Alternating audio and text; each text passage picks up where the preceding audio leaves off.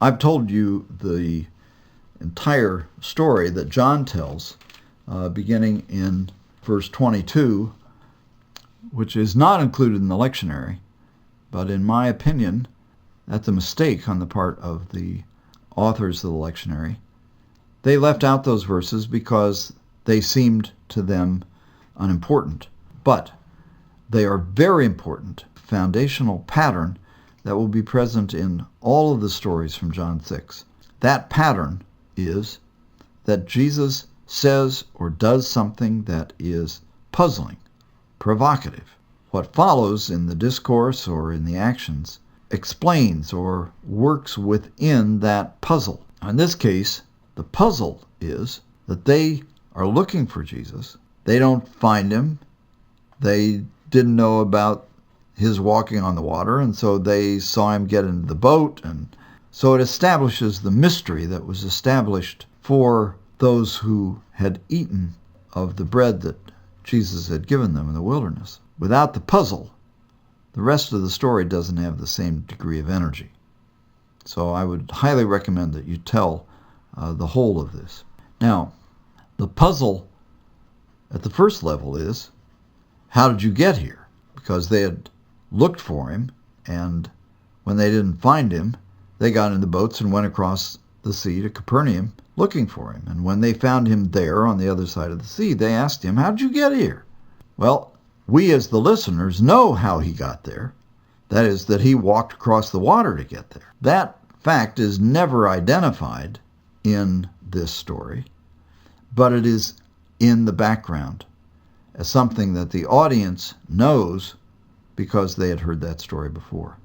What that establishes is that Jesus is divine, that he has the power of God to walk on the water. So, their question is then, how do we do the works of God? When Jesus tells them that they should not work for the food that perishes, but rather for the food that endures to eternal life, which the Son of Man will give. So the motif is established right here at the beginning, that this bread that Jesus gives is the bread of eternal life. And their question is, how do we do the works of God? It is a question that grows out of the tradition of Moses, which is, how do we do the law? How do we do the works of God that will in turn be the basis of our salvation? And Jesus immediately identifies what they are to do. The way in which they are to do the works of God is to believe in him, to believe in the one whom God has sent. And their response is, well, all right, but what are you doing? What are you going to give us then? What sign are you going to give us so that we may believe in you? And what work are you performing that will in turn be the basis of our believing in you? And they immediately identify that one of the signs that they are looking for is the manna from heaven. Well, Jesus had just fed 5,000 people in the wilderness, and so it was that sign that was in turn a sign that he is the one who was sent from God. Jesus' focus is to contrast their tradition, he gave them you bread from heaven, with his understanding of that tradition, which is, it wasn't Moses who gave you the bread, it was rather my Father in heaven, and he gives you now the true bread from heaven.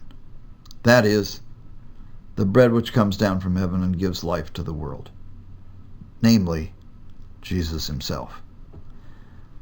So this discourse ends with Jesus' statement, I am the bread of life, and whoever comes to me will never be hungry, and whoever believes in me will never be thirsty. This is another divine statement. I am.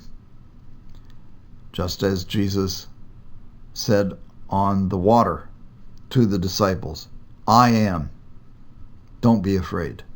So also here, I am the bread of life.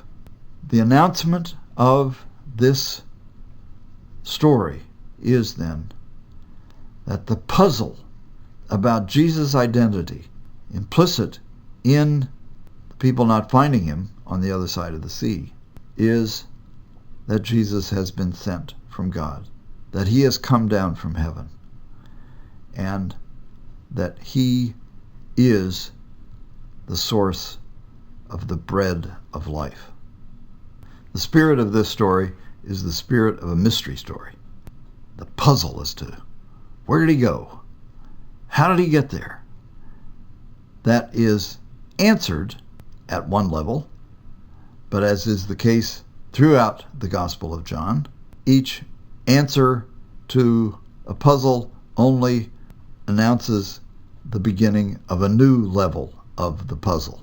So the question about how Jesus got there, we know the answer to, because we know the story about his walking on the water.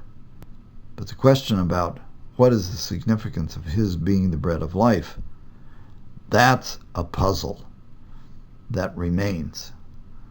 It's announced, and it is a solution to the question about the manna, but it in turn raises more questions.